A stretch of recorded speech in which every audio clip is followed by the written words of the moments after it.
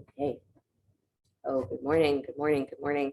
Happy Sunday. My thought for you is I'm actually detouring a little bit from what I've been teaching all week. I got kind of excited or interested, at least, since we're supposed to be having a hurricane today, and it looks like we're not having much of one.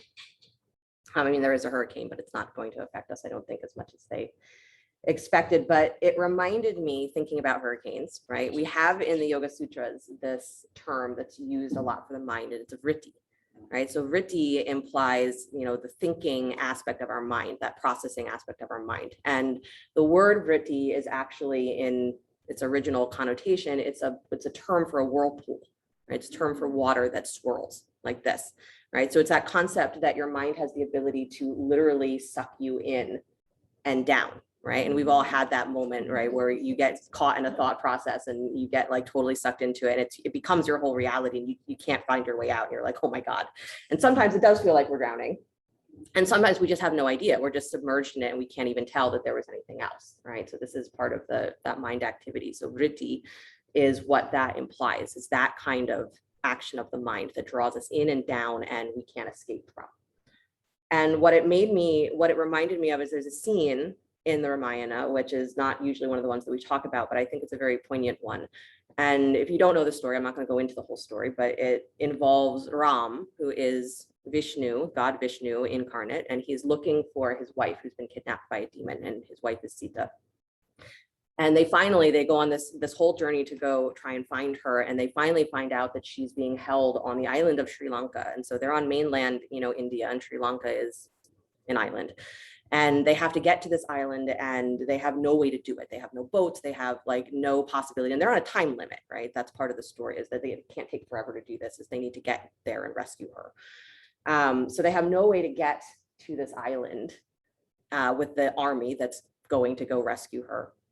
And Ram, being who he is, and he finds out or discovers through the story that he is in fact God incarnate. Like, he starts to realize that he's not just a regular old person, but that he actually is Vishnu. And so he comes to the edge of the ocean and says, okay, well, I'm going to actually, speak to the ocean. I'm going to petition the God of the ocean to help us out in this situation. And so he does. He goes into his prayer, his meditation, and after quite a while, he gets up and he's like, that damn bastard won't answer me. He gets no answer, he gets no response. And he's like, what the hell? So now he's angry because he is in human form. So this whole time, he's been really terrified that his wife, his beloved, the most important being in the world to him, is being held captive somewhere. He has no idea what's happening to her. He has no idea if she's okay. He has no idea, what's going on. And so he's been freaking out this entire time he's been on this journey. And so at this point, he's so close, and he is so pissed that the ocean won't answer him, right?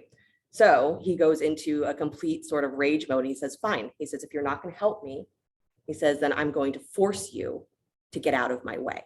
And he starts using all of his, divinely given power to essentially throw fireballs at the ocean, right? You can think of it this way, as he starts throwing fireballs into the ocean and, evaporating it, because that's the power that he has, and this is the power of his rage. So the ocean is like literally trying to get away from him now, because he's destroying it. And so finally, Varuna, who is the god of the ocean, appears and says, whoa, whoa, whoa, whoa, whoa. He's like, please stop. Please stop. Please stop. I'm sorry I didn't answer you, but please stop. And Ram says, what the hell is wrong with you? He's like, I have this simple request. Just do what I ask. Get out of my way, right? Move the water so that I can get through. And Varuna's like, I can't. He's like, I can't. The ocean has to be the ocean, right? I can't change the nature of the ocean. I can't change the nature of the water. I can't undo this for you just because you want it. That's not the way it works. Can't do it. Sorry. Ram, of course, is pissed because he's like, I'm God. It's what I want. Get out of my way. I can't do it. He says, what I can do for you, though, he says that I can make it so that the water is gentle. I can make it so that if you build a bridge, right, is that everything won't sink, right? I can make it so that things float, because that's also the nature of water, right? That buoyancy.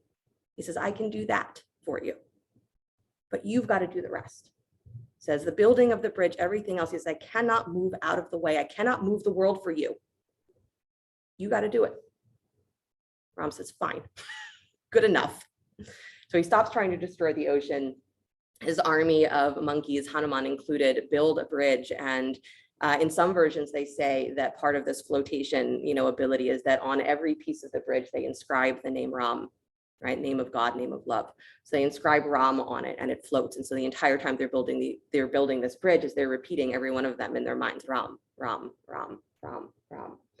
And so our metaphor here is that activity of the mind, you take that vritti and you put it into the ocean and say that's what our mind is, right? And no matter how angry you get at the way that it's acting, if you go at it and say, I'm going to force you to try and act a different way, right? Even this concept that we say that we are divine, we are God incarnate. But if you think you're going to walk up to your mind and demand that it acts a different way, you will get that same response. I cannot change the nature of what I am. I cannot change the world for you just because your will, your ego demands it. Can't do it. What I can do is that if you align yourself with something uplifting, is I will elevate you. If you align yourself with something that is elevated, I will hold that, because that's also the nature of your mind. That vrittiness that pulls us down, that's not the only thing the mind does.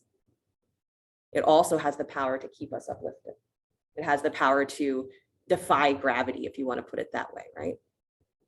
But you're the one who has to, again, inscribe in your words, your actions, your deeds, that level of love or that level of compassion or that feeling of what you are living through is elevated. If you do that, your mind will hold it. If you don't do that, your mind's going to be that whirlpool. It's going to do what it does, right?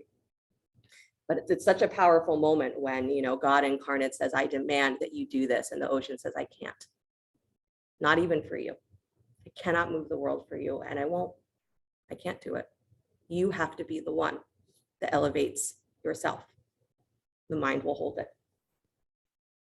So comfortable seat. This is sometimes what we say, the Ishvara Pranidhana, is that when we surrender to that deeper place that is divine and that doesn't demand, that's the thing, is that deep place of God in you doesn't demand anything. It just is. And when your mind is aligned with that, it will carry you through all the difficulties of life, no matter how treacherous, no matter how difficult, no matter how impossible. It's part of the story of the Ramayana, is when you are aligned with that, everything is possible. So breathe that in for a moment and just watch your mind do its swirly twirly, whatever it does, and drop any anger you have at it. First, foremost practice, drop any anger you have at what your mind does. It's not by your will that you will get it to change. And then drop yourself into the center of the heart. Imagine right there that there is that flame, Jiva Atman we call it. There's the flame that is that representation, reminder of Ram, the reminder of spirit, the reminder of the self that is beyond the mind. Whatever other definition you want to put onto that.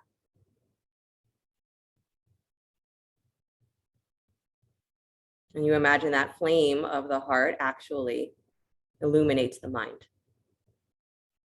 You don't have to go looking for a light somewhere else. It's the light that illuminates the mind is already there. It's right there. Practice that. And this is what it said, the light of the spirit, the light that in me honors the light in you, is that's what we're talking about.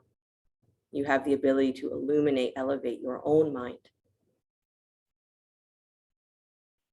You do it for you and I'll do it for me. And if you think you can't do it for you, I'll hold the faith that you can do it for you. You'll find your way. One more deep breath. And as you exhale, bring the hands together in front of the heart center, palm to palm. It's a big thing to drop your anger. We'll close. We're done. Open with the sound of Om. Deep breath in.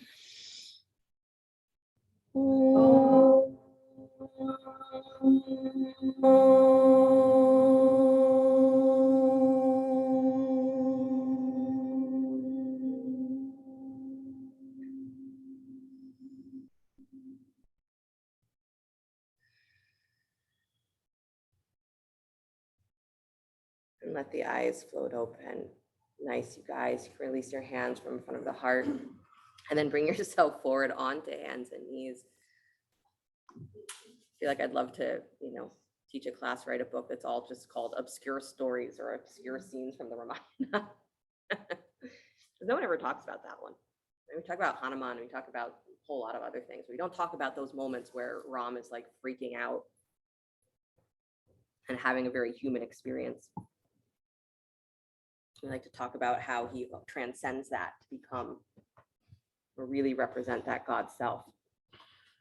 But the power in this story, so you're cat-cowing your spine here, power in that story is that he has those moments where he is fully aligned with his divine self, and then he has his moments where he is completely lost in the humanness. And that's us. And it doesn't matter if you think you're lost more often than you're aligned, to remember that you have the alignment, you have that light in you. Is that is the practice of yoga, especially a bhakti practice, is to remember that. Good. Move your spine just a little bit faster. So keep your breath inhaling and exhaling as completely as you can, but move it a little bit faster. Nice. Don't fling your head. Move from your heart center. Good. It's also part of the practice is we learn not to move so much from our mind. We start to look for, can I initiate my actions in life, my thoughts, my deeds from a place that is aligned with that inner light, right? Used to have those things, and I'm sure they still do. What would Jesus do? What would Ram do? What would Hanuman do? And then realizing that sometimes what would Ram do? Oh, he'd fly into a rage. He does that. What would Hanuman do? Oh, he would try to, eat the sun. Made a mistake. Move yourself just a little bit faster. I know some of you were moving faster and you've slowed down. Go faster. Again, move from your heart center. I know your spine is like, I'm tired of this. Good. Nice, you guys. 10 more minutes. I'm kidding. I'm kidding. Drop back to child's pose, please. After a joke like that, you deserve it. Knees wide, big toes together to touch. Drop your hips back to your heels. I know. Feel your spine. We don't often say that in child's pose. Actually feel the roundness of your back or the places where your back collapses if you are very flexible in this position. Because we generally have one or the other. We have the pull through the back if we're tight, or we have that sensation of where the back naturally crumples, right? Where there's no support. So if you're very flexible, you know what I mean. Good. I want you to feel your spine and the breath as it moves from the crown of your head to the base of your tail. Good. And then walk your torso to the right, please. Belly over the right thigh.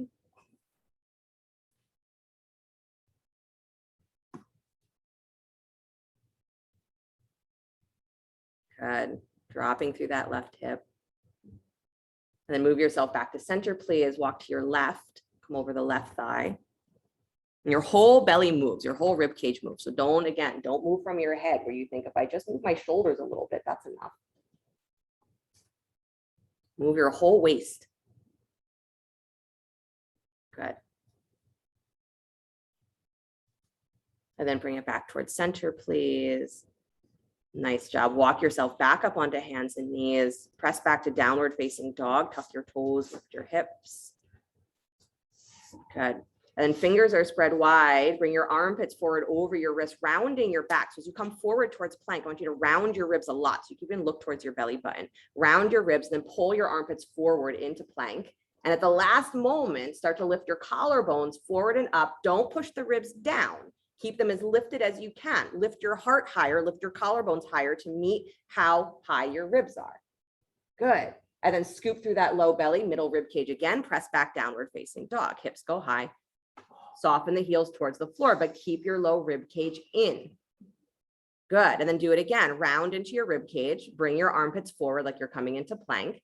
When you get to that plank position, armpits over the wrist, lift your collarbones up, lift your throat, but try not to fall through your rib cage. Instead, lift and widen your chest. That's going to draw your spine into length. Good. And then from the low part of your belly, again, pull up, back to downward facing dog. I know, we're going to do it one more time just for fun. And then round into the back rib cage again, bring yourself forward, armpits over your wrists. At the last moment, you're still rounding through that middle rib cage. Just lift your collarbones, widen your chest, hug those armpits towards the center of your back. Your roundness will come out of your back, but you're doing it from your chest now. Good. Lift your low belly, take your hips nice and high. Nice, Mia. Nice, Rhonda. Good, Alana. Awesome, you guys. And then go ahead and walk yourself forward to the top of your mat. Good. Sometimes we say take a walking meditation, but really just pay attention to your feet. That's close enough. Good. Standing forward fold. Bend your knees just a little bit so you drop into your heels. Good. And then start to straighten the legs again, pressing into the heels even more. Take the hips higher. And then again, bend your knees, drop your weight into your heels. Shins move slightly forward, hips move slightly forward. And then start to press your hips up towards the sky, straightening the legs again. One more time, bend your knees just a little bit, drop into your heels. Good. Again, starting to straighten the legs, pulling up through the hips to take the thighs straighter, to take the knees straighter. Excellent. And then bring the hands to your hips. Please come all the way up to stand. Good. And then we are doing a little bit of moon salutations today to go with this sort of watery theme. So moon salutations are very different from sun salutes. It's not a straightforward and back thing. It's a side to side thing. So you're going to turn at the top of your mat. You're going to turn so that you are facing, let's do it this way, so that your right foot is towards the top of your mat. So turn to the side. So your right foot is towards the top of your mat. Good. So you should still be standing at the top of your mat, but your right foot is at the top. You're facing the long edge of your mat. There you go. Good. So you're moving side to side in this sequence. So don't worry about the forward and back. Okay. Feet underneath your hips, please. Inhale the arms all the way up to the sky, both arms. Good. Either take the palms together or interlace the fingers, point your fingers to the sky. Good. Then you're leaning, side body stretch to the right. Good. Like the crescent moon, you can imagine, right? So you're leaning to the right. Good. Come all the way back up to center. Keep the hands where they are. Inhale, lean to the left. Good. Crescent moon, opposite direction. Good. And then come all the way back up to center, please. Stretch your arms out wide, letter T, and step your left foot wide. So you're in a really wide stance, as though you were going to come into warrior two or something like that. Keep your feet facing straight ahead. Good. Actually, turn your toes out 45 degrees. I'm sorry. And then bend both knees, come into a high squat, bending the elbows into cactus arms. So your arms mirror your legs. Good. Spin those inner elbows slightly forward. Draw the wrists back. Again, dropping your seat straight down between the heels. Good. Send your groins back just a little bit. Nice. One more breath so that you feel that your arms are as strong as your legs. Don't let your arms be just hanging out. Good. And then start to straighten the legs again, please. Beautiful. Turn your right toes in so that they are again parallel to the top of your mat. Turn your left toes all the way out.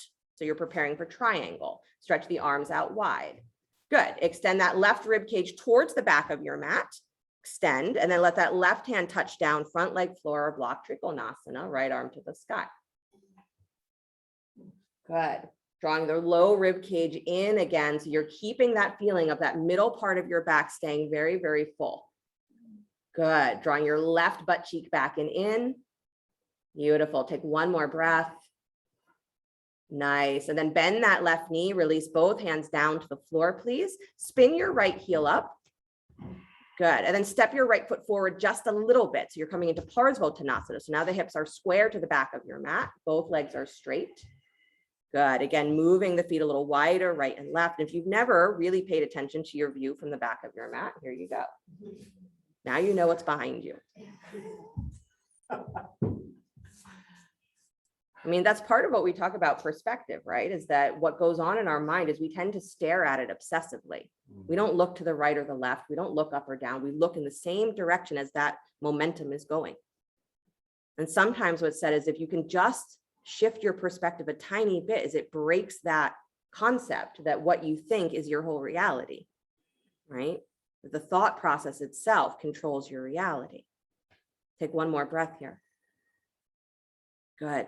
Bend that left knee again, please. Slide your right leg back so you can drop the knee into Anjaneyasana. So again, you're lengthening your lunge, drop the knee. And then inhale both arms to the sky, Anjaneyasana. Good. Squeezing the front heel and the back knee towards each other. So I want you to actually feel that you are pulling up through your armpits. Good. Get taller. So you squeeze the legs, get taller from your hip points. Lift them up off of your thigh. That's it. Nice, Juliet. Good. And then release the hands down to the floor. Beautiful. Lift that back knee. Good. Drop the heel. Baby toe parallels back of your mat. So it's like you're in warrior two legs. Take both hands inside the front foot. Keep your knee pointing straight ahead. Walk your hands just a little bit to your right. Start to feel where there is resistance. So as you walk your hands to the right, you're getting a big stretch on that outer left thigh, outer left hip. Keep your hips in line with your heels.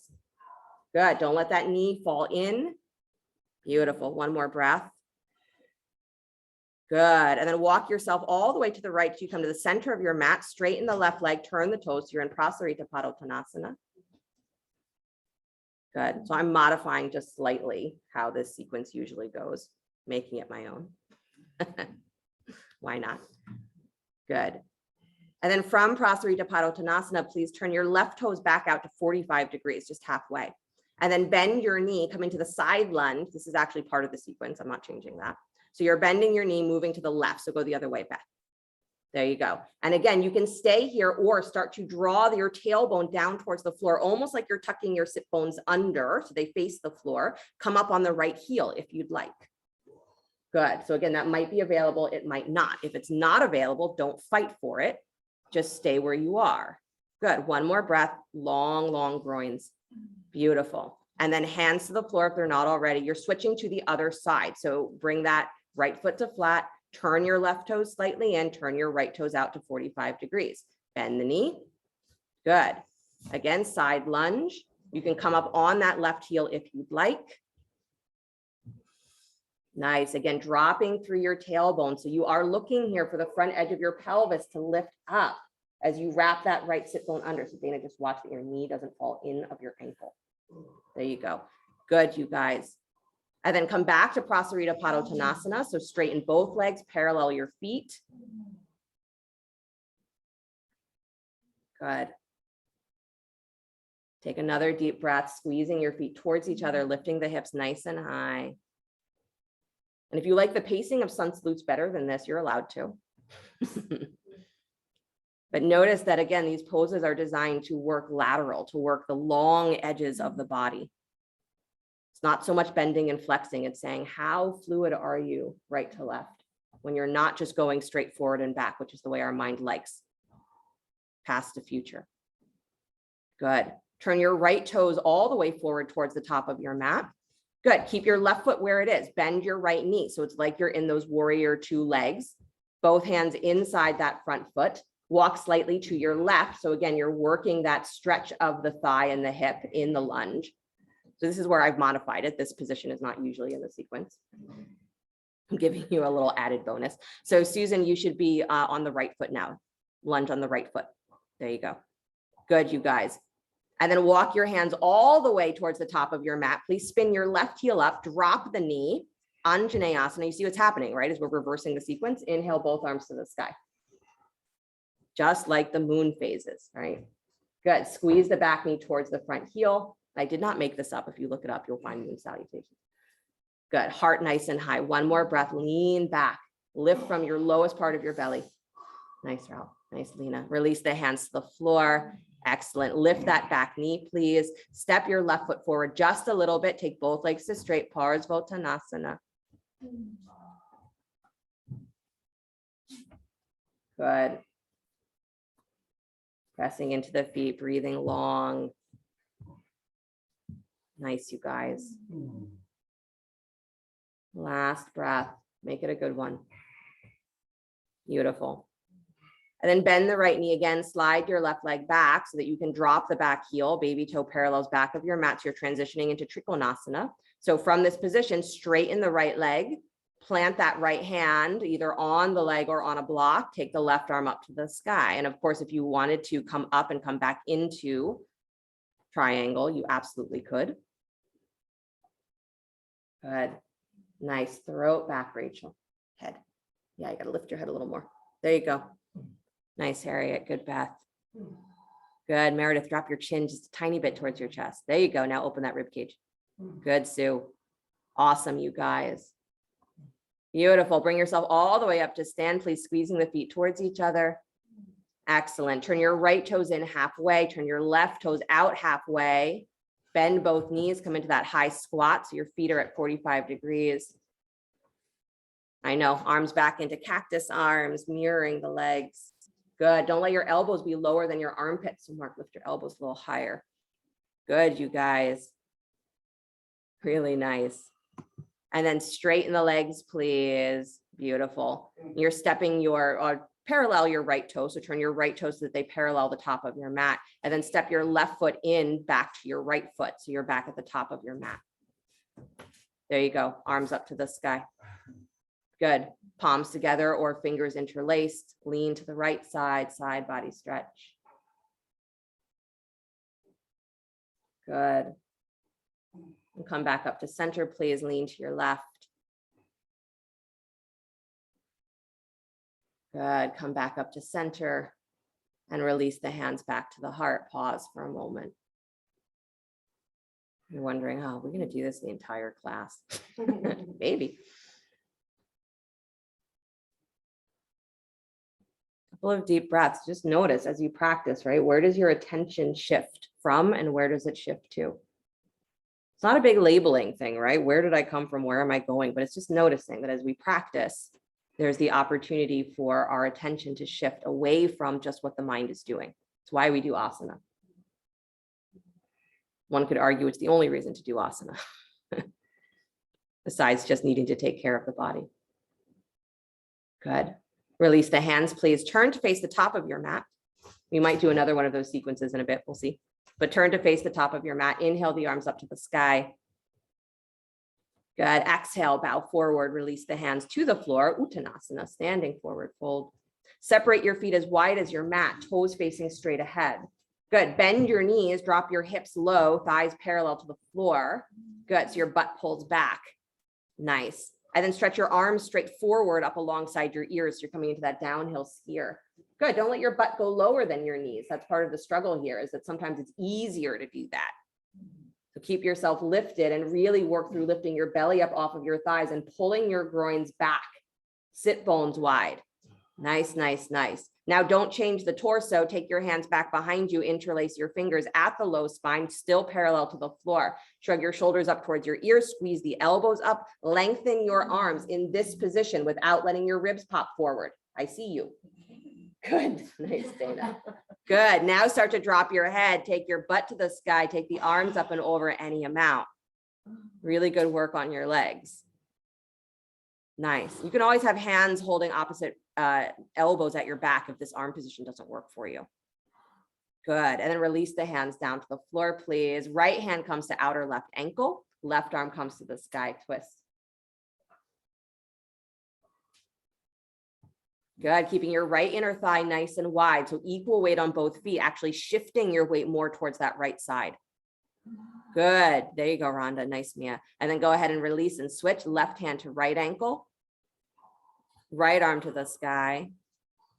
Good. So again, because your torso is going that direction, you could say that's your momentum. So you got to move your left inner thigh wider to the left, your left hip wider to the left. That's what creates balance. Good. And then release that hand down to the floor, please. Nice job. Bring your hands to your hips. Come all the way back up to stand. Heel toe your feet back underneath your hips. And then bring your right knee up and towards your chest. I know. Squeeze that knee in. Good.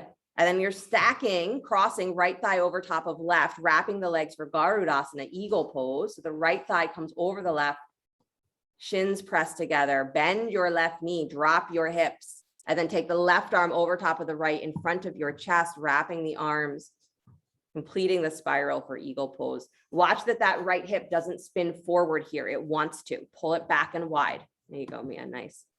Good, Harriet. Good. Beth, actually lift your right hip a tiny bit higher. See if you can lift it higher and wider. There you go. Good. Nice, Susan. Nice, Meredith. One more breath, you guys. Beautiful. And then slowly release. Come all the way back up. Fly away if you like that. And then step your feet back to the floor. You do get extra points for the drama of your flying from that. I'm the only one keeping score, but you get extra points. Try the second side, please. Left knee up and towards your chest. I think it's important to laugh when you practice. Take your left thigh all the way over the right, stacking the inner thighs or the knees, and then wrapping the shins, pressing the shins against each other. I generally say that it's more important in eagle that you press your shins together instead of your thighs. Drop your hips low. Good. Bending that right knee, and then right arm over top of left to complete the spiral. Good. And Garudasana, Garuda is actually the name for the eagle, the giant bird that is Vishnu's vehicle, right? Destroys his great ability is that he destroys snakes, right? The snakes, the serpents that are what bind us or twist us or confuse us. It's not literally snakes, it's that concept. Good. Lifting the low belly, dropping your hips. One more breath. Press your shins together. Don't clench your thighs. And then slowly release. Come all the way out dramatically if you want. There you go. And then feet underneath the hips, please. Inhale the arms up to the sky. Exhale, bow forward. Good. Step your right leg back, right foot back, just enough so that both legs can come to straight. Parsvottanasana. So left foot is forward, Parsvottanasana. Good. And then you're beginning to walk yourself towards that baby toe edge of the front foot. Yep. So moving yourself towards the baby toe edge of that left foot. So walking yourself to the left. Good. And then you can place a block here if you want for a twisting triangle. So the block comes right to the baby toe edge of that foot, or it can come to the inside of the foot if being on the outside of the foot is a little bit too deep of a twist. Right hand roots down, either inside the foot or out. Left hand starts at your lower back. So bring it there first and start to turn your belly and then realize that your right hip is completely collapsing. So pull it up and wide. Good. And then you're going to say, oh, but now my twist feels more restricted. That's okay. Draw your armpits towards the top of your mat. Pull your spine longer. Now start to draw that right armpit under and stack the left arm on top. Maybe the arm can then extend all the way up. Maybe it feels better to keep it at your waist. One more breath. This is extension in every direction. Good. Really nice, Lena. Nice, Dana. Good, Sarah. Nice, Juliet. Release the hand, please. Bend that left knee. Good. Step yourself back to the top of your mat. I know. Bend your knees, drop your seat, arms up alongside your ears, chair pose. It's funny how much we take the vinyasa for granted, right? That's a very sun salute thing. We're not doing sun salutes today. Sorry. It's a rainy, watery day. Good. Find your release here. Butt back, groins back. Beautiful. And then come all the way up to stand, please. Deep breath. And then exhale, bow forward. I know, straight back into it. Step your left foot back just enough. Both legs come to straight. Yeah, if we were more practiced at, we use that moon salutation sequence more often, is you would do it faster than we did it. You would do it more in line with that sort of breath per movement vinyasa style, but that's not today. Good, you guys. Start to move your hands, your torso towards the right. So you're moving towards the baby toe edge of that front foot. Good. And then again, you can use a prop here where you are bringing the block right to the baby toe of that front foot, or again, it can be on the inside edge, but your hand should be close. The idea is that if you weren't using a block, is that your forearm would be pressing against your shin, right? Again, that's how you create the stability. Your shin presses wide, your forearm hugs in. Take your right hand to your lower back or your hip. Start to turn your ribs open, push into that left hand that's on the floor or on your prop. Good. And then again, you're going to notice that your left hip is completely dropping. So lift it as high and wide as you can. Feel where now your middle spine is a little bit restricted. And then work from drawing the armpit forward more. So you're pulling your shoulders forward, hips back.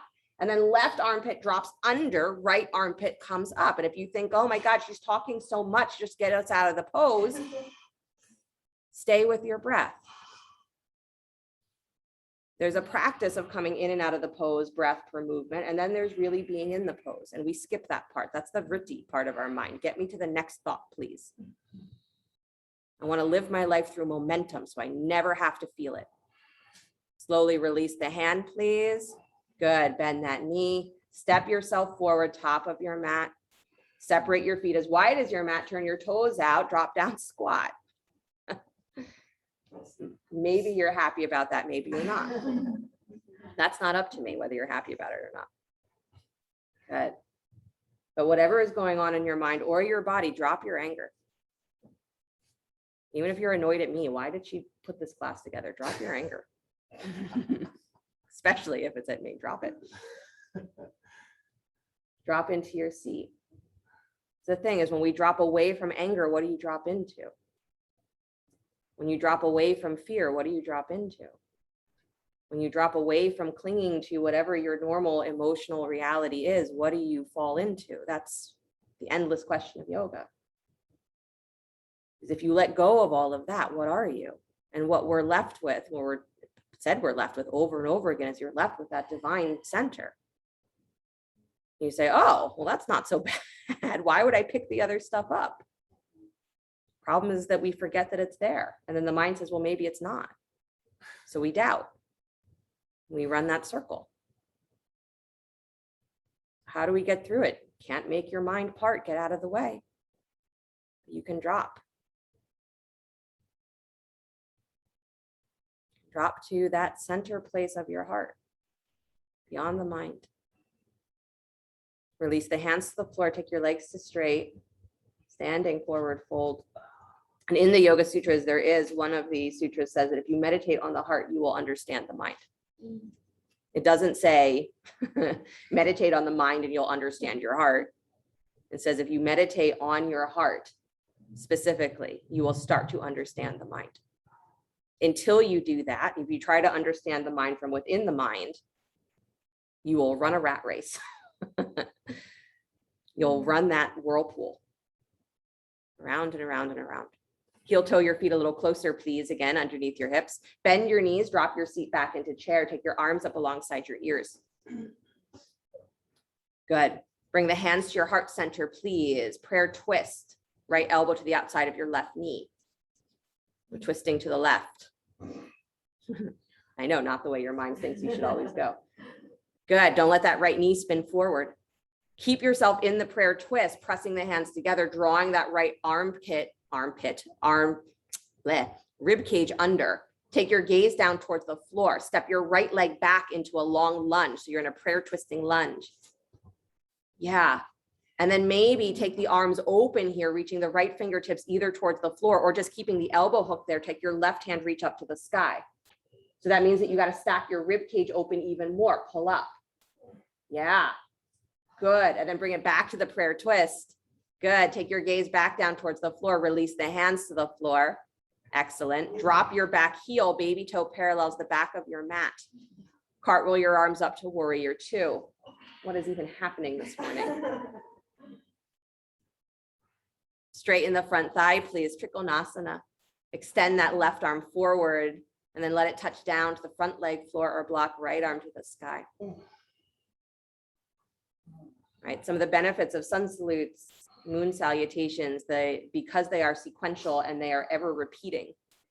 It's we're meant to get us out of that thing where we're looking for the beginning and we're looking for the end and realizing that the end of one is just the beginning of the next one, just like the sun rises and sets and rises again. The moon goes through its phases, looks very dramatic in each one, but it just goes through the same cycle over and over. So it's not the individual moments that matter. It's can you feel how one feeds all of the others, that it's all wholeness. So we practice to feel that. Bend the left knee, release the hands down to the floor, spin your back heel up. Good. I'm going to let you step back to down dog. Happy day. Happy day. Downward facing dog. I know. You're going to breathe there. I'm just kidding. Drop your knees, please. Come to child's pose. I'll give you a real break and then we'll do the second side.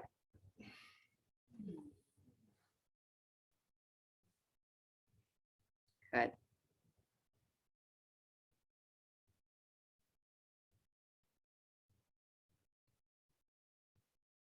If we had the power to change our minds from our will alone, we all would have done it by now.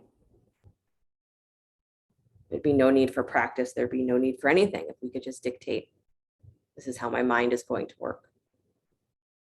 Instead, your mind is like the ocean. It does what it does. Go ahead and go tell the ocean to act a different way. Go tell a hurricane not to come into your path. Right? Complain to the earth and say, no earthquakes here, please. I don't care where the fault lines are. Those energies will say probably nicely to you, I'm sorry, but I can't change what I am for you. And even the mind says, I can't change what I am because your ego dictates it.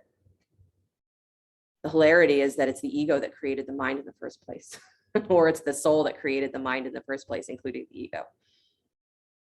It's not a mistake. We just get tired of actually figuring out what's going on. And so we say, if you could just be the way I want you to be. Who's the I? Little I or the big I? Walk yourself back up, downward facing dog. All good things come to an end. Good. Look forward between your hands, step or jump your feet to the top of your mat. Still not doing a vinyasa. Straighten the legs and bow. Good. And then bend your knees, drop your seat for chair, take your arms up alongside your ears. Nice. Hands together at your heart center, please. Prayer twist, left elbow to the outside of your right knee, twisting to the right. Good. Keep your left knee in line with your right, so don't let it fall forward. It wants to. Good. And then again, you're working here from that center of the heart. So press your hands together so you feel a connection. Your arms are still connecting at the back of your heart. Good. And then gaze down towards the floor. So again, you've got a stable point of focus. Step your left leg back into that long lunge, left foot back into a long lunge. I know. Keep your gaze ideally at the floor. If you look all around, you're going to lose your sense of space. Good.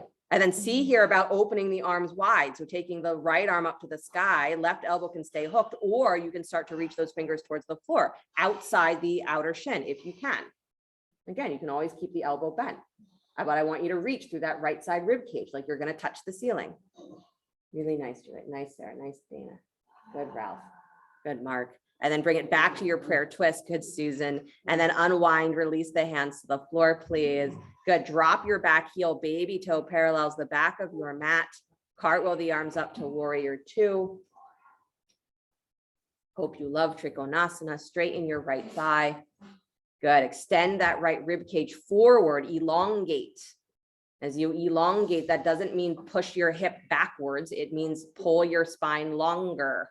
And then let the right hand touch down, left arm to the sky. So it's a thing to notice, right? That as much as we let the pelvis tilt in this pose, you don't want it to be initiated by pushing your left hip backwards. So even here, you found the pose, try and round your back just a little bit and pull that right hip point, your front hip point forward and up.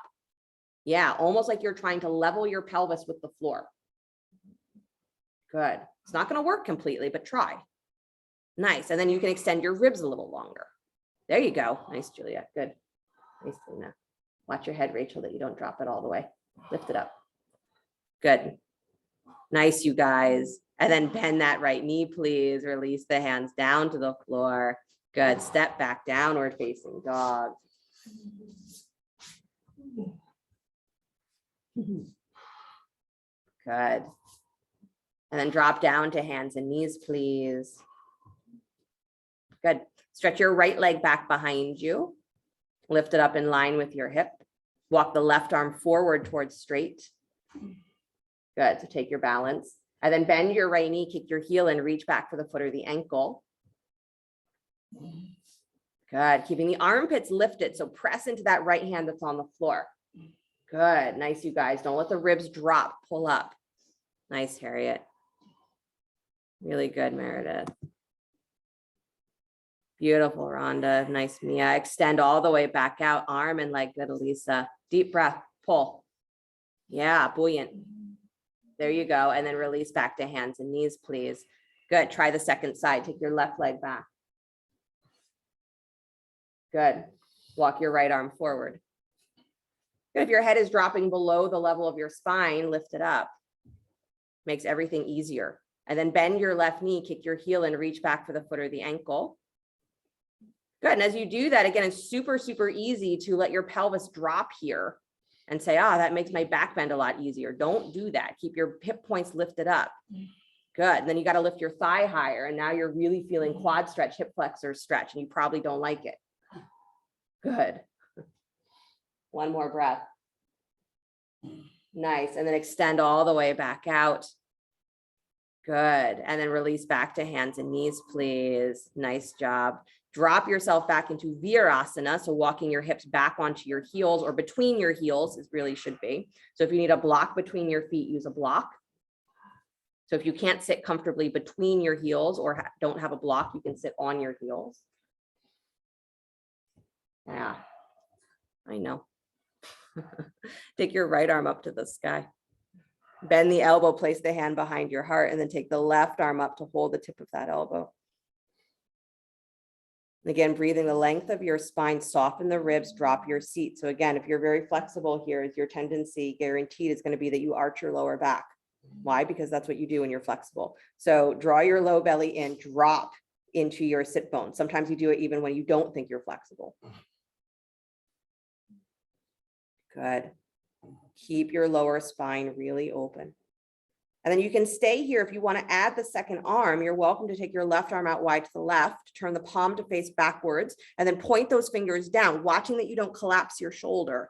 Bend the elbow, reach up to try and find your right fingertips, or just let the arms be at whatever angle they can come to where you have that rotation on the lower arm. Doesn't really matter if you can hold fingertips or not. Good. Keep your ribs in, drop into your sit bones. Keep that low belly lifted up. Good. A neutral pelvis, a neutral lower back feels so bizarre that you probably will try and keep convincing yourself to move out of it. Try to move into it. Good. And then release the arms, please. Stretch them out wide. And then let's try the other side. Left arm to the sky, bend the elbow, hand behind your heart, reach the right hand to your left arm. And if you need to change this seat at any point, again, if it's too much compression on the knees, you can always change the seat. I'm all right with that. And so you need my permission for you to be all right with that. You don't.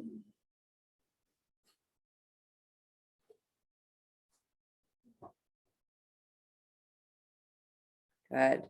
And then again, if you would like to add the second arm, you can, of course, stay where you are. If you're adding the second arm, right arm goes wide to the right, turn your palm to face back, reach those fingers towards the floor, and then bend the elbow, reach up to try and find your left fingertips. Or again, just allowing the arms to be in whatever position where you have that backwards rotation on one arm, the opposite rotation on the top arm. Good. Wherever you are, press your hands towards your back and press your back towards your hands. So again, you're not letting your ribs fall forward. Keep your head in line with your spine as best you can. That's another place where we try and cheat a little bit here. We drop the head. Good. Nice, Harriet. Nice, Beth. Good, Susan. Excellent, you guys. Release the arms all the way out. Good. And then go ahead and just walk yourself up onto hands and knees. Take your butt up off of your block if you've been using it. Good. And then lower yourself all the way down to your belly, whatever graceful way you'd like to do that.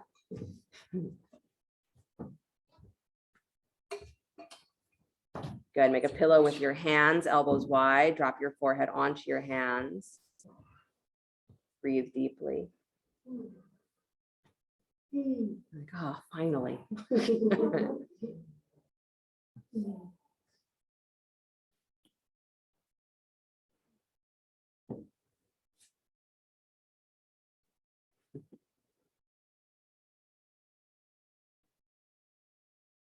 They say that there is a particular one of the individuals in the monkey army who was inspired. The design for the bridge that was built was inspired, divinely inspired.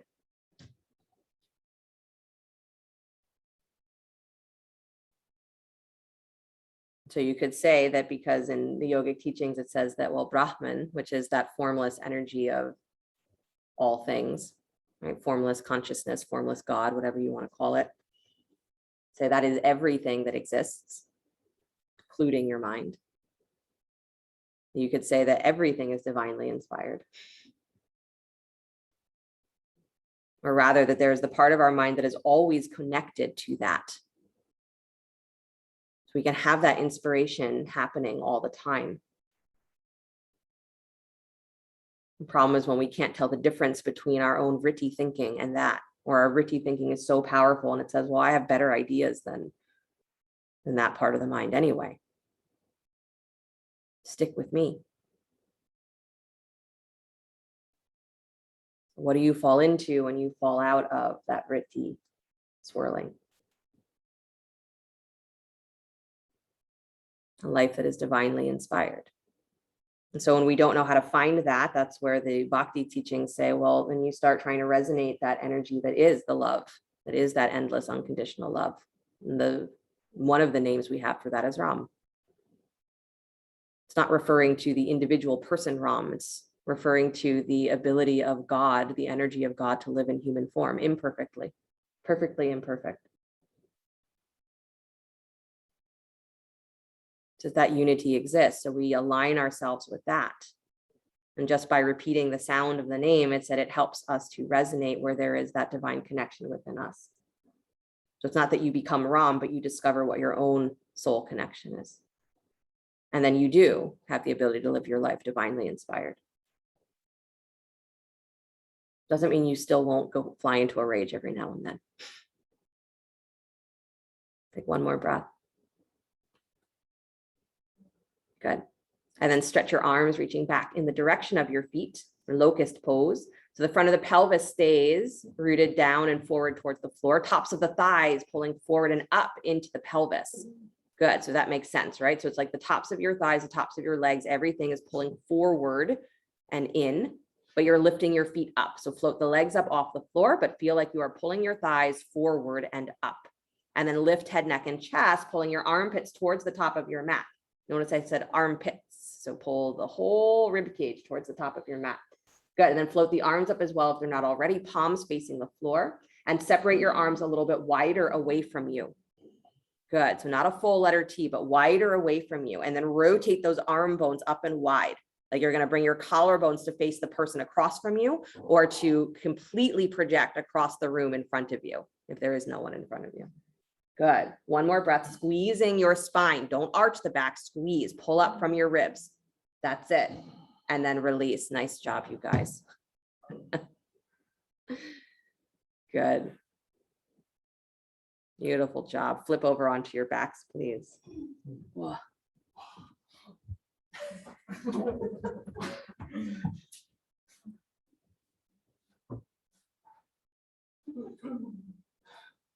Good. Bend your knees.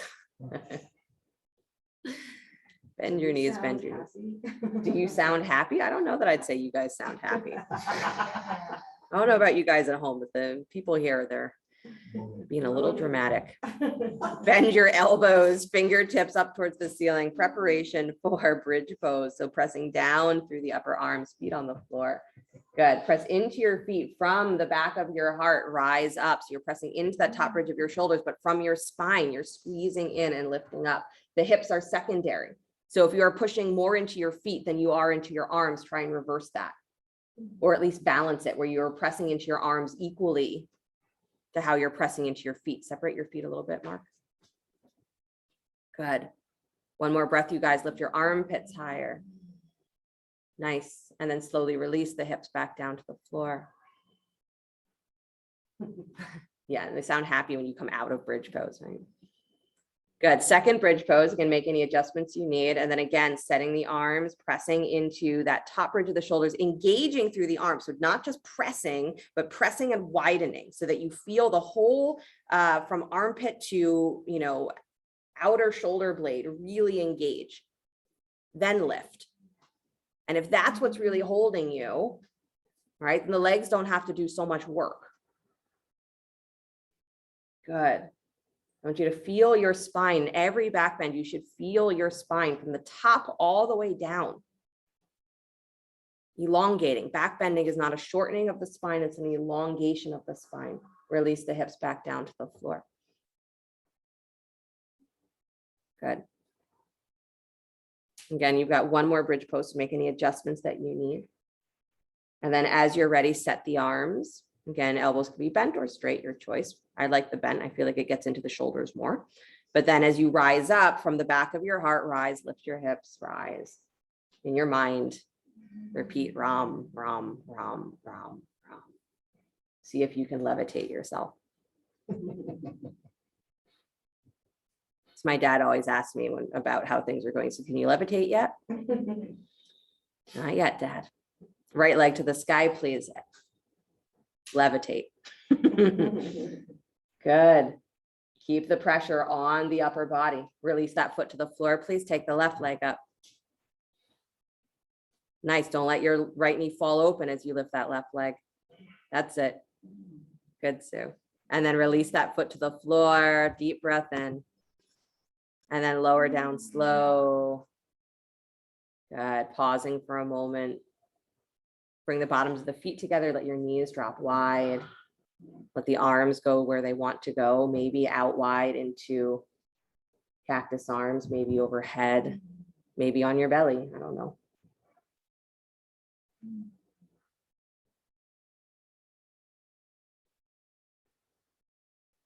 Let yourself breathe very deeply.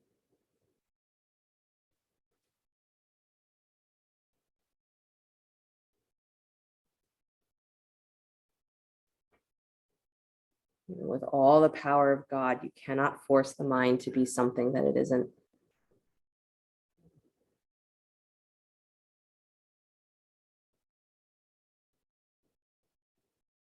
And it's an important part of our practice too. And if you know the story of the reminders, you know that the whole thing is just basically this long extension of a teaching that says just because you are divinely created doesn't mean that your life is going to turn out the way you want it to.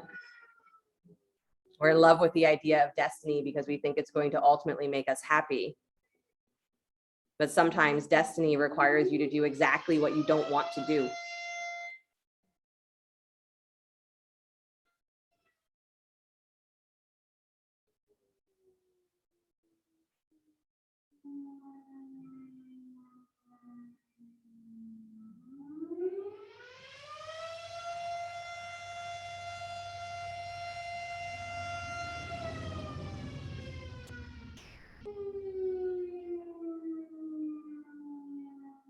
Just waiting.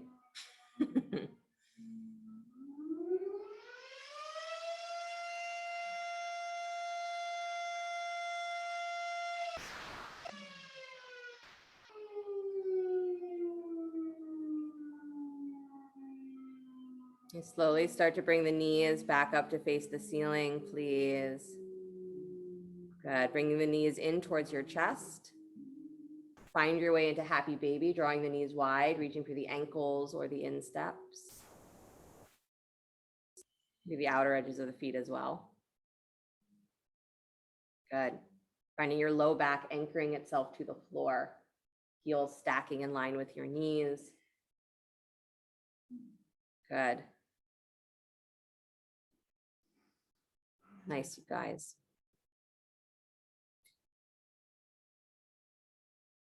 One more full breath to feel again the whole length of your spine, tail drawing down towards the floor as you keep your knees up.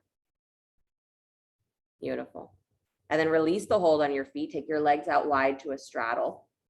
So just extend the legs out to straight where you are. Good. Keep your heels in line with your hips. Good. Legs go wide. Keep your low back anchored to the floor. So again, if your tendency here is to curl up through your tail, press it down. It means the low belly's got to work a little more. Press out through your heels, almost like you're doing this laying down Prasarita Padottanasana. Good. And then stretch the legs all the way back up to the sky. Squeeze them together. Nice, Mia. Nice, you guys. Hug the knees back in towards your chest. Good. Cross your right thigh on top of your left, wrapping the inner thigh and the outer shin. Squeezing them together. So right thigh on top of left. Good. Wrap the left arm on top of the right. So you're doing eagle pose on your back. Good. Press your shins together. Don't clench your thighs. So pressing your shins together doesn't just mean that the top leg squeezes the bottom leg. It means that the bottom leg also pushes back against the top leg. So pressing your shins together is an action in both directions. Good. Draw your knees in towards your chest just a little bit more. Keep your low back on the floor. Don't let your hands fall onto your face. One more breath. Just feel your navel, your rib cage dropping down to the floor. Good. And then unwind, please. Even here, dramatically fly away. Nice, Rhonda. Good. And then switch to the other side. So take the left leg on top of the right, wrapping, and taking the right arm on top of the left, wrapping, trying to find equal weight on both sides of your sacrum. So when we wrap the legs, again, just like if you were standing up, is one hip is going to spin forward. Try and drop the low back, that the back of the hip down to the floor. And then you add the pressure of the shins, and now you have, stretch that's happening because of resistance. Again, don't let your hands drop down onto your face. Beautiful, you guys. Keep your low back anchored. Again, it's a press of the shins. Don't clench. You feel yourself clenching, drop away from that. Good. Knees in towards your chest just a tiny bit more. And then release, fly away. And then hug the knees in towards the chest, please. Circle the knees however you'd like, either with the knees together or separating them, going opposite directions. It's one of my new favorite things to do. On my list of things that I was younger thought was a waste of time. Now it's one of my new favorite things to do. Move your knees the other direction, please. It's funny how that happens.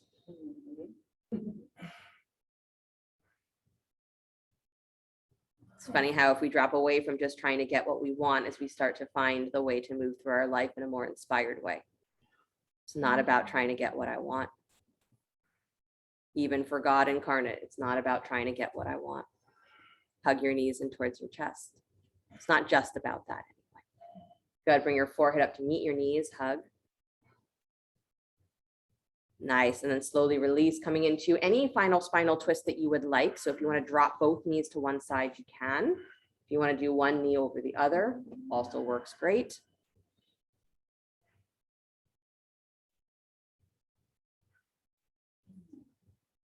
If you want no spinal twist, then hang out for just a moment, because I do want to give you the opportunity to do a little seated meditation with a mudra. Since you all don't stay for meditation after class, I don't know why. You have no choice today. Good, take your twist in the opposite direction if you have not already.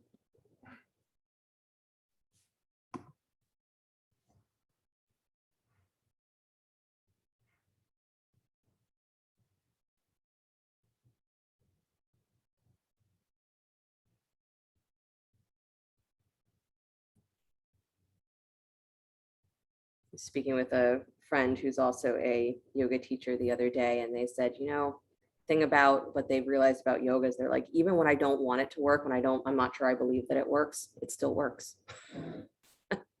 You can trick the mind pretty easily with these practices, because these practices are designed to hit below or beyond your mind. Reawaken something that your mind is not in direct control of. Come back to center, please. Good, roll yourself up to sit.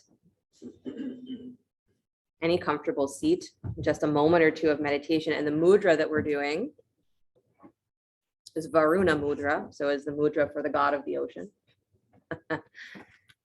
So hopefully by doing this, we won't call the hurricane to us. I don't think so. It looks like this. Middle three fingers all together point straight up. Thumb and pinky are touching. The tips of the thumb and the pinky are touching. The middle three fingers are straight up. Make sense? Mm-hmm. Yeah. You can do it with one hand or both, totally up to you. The fingers that are extended, try and keep them squeezed together. Yeah, it's a little tricky to get the pressure of the thumb and the pinky together, but that's the mudra. It does not have to be held up like this. You can drop it onto your lap and place it wherever you want. And let the eyes close. And this mudra is because it is named for the god of the oceans. It balances the waters in the body. So it's great for joints. It's good for blood pressure. It's good for anything that has to do with liquid dehydration. Cells staying hydrated. They say because of that, it's also good for things like arthritis, inflammation. If you have serious conditions of any of those things, it is said don't hold this for super long or don't do it a lot. I think you're okay for a minute or two. Also a mudra for mental clarity. That watery part of your mind calming the vrittis. Become very conscious of your breath.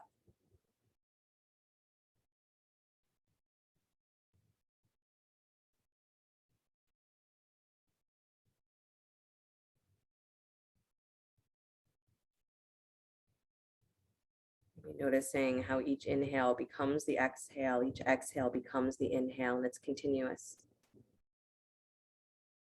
It only stops if you stop it.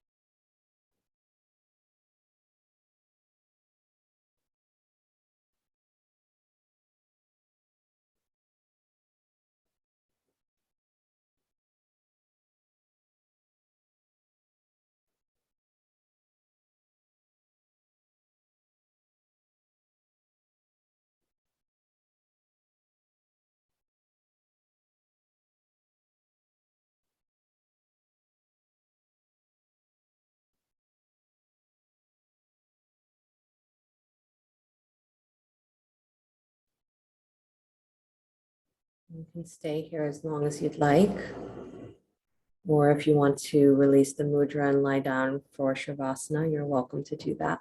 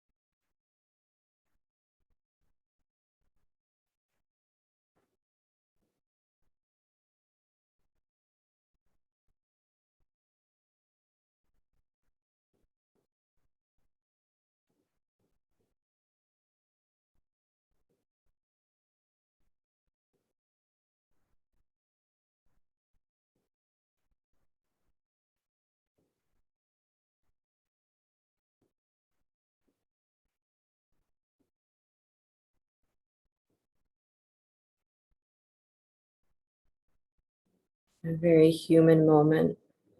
God incarnate stands at the edge of the ocean in rage, saying, just get out of my way so I can go rescue the one I love. I'm so scared, just help me. That's what the heart says, or what the mind says in place of the heart. The ocean says, I cannot change what I am for you. The mind says, I cannot change what I am just because you will it. Let go of your anger. Come back to focus on that love. Align yourself with it, and I will carry you. It's the promise of the ocean, the promise of the mind, even. And that's our practice. The bridge, the metaphor of the bridge is that it is our practice that carries us from that feeling of isolation into a feeling where we are no longer scared and alone. No longer wondering, does that light inside really exist?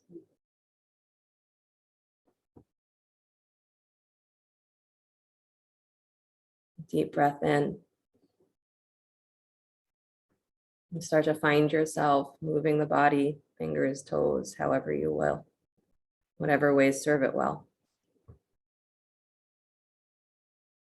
And if you're lying down, bring your knees in towards your chest and roll to your right side. Take a moment before you push the floor away, come back to an upright seated position.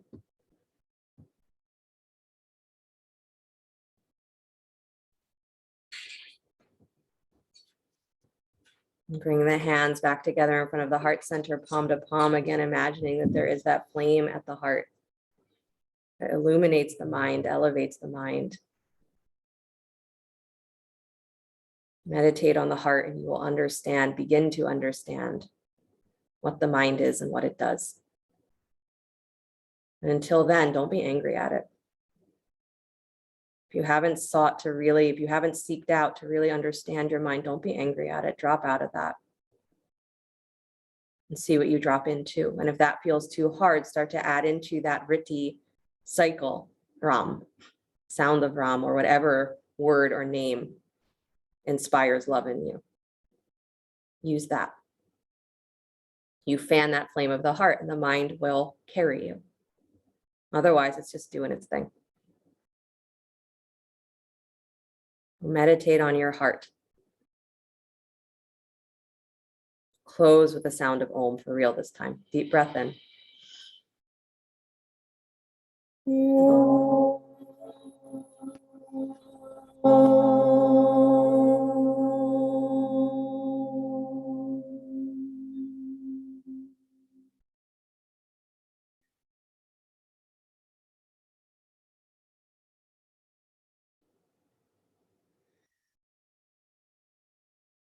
Sliding the thumbs up to the space between the eyebrows. Namaste.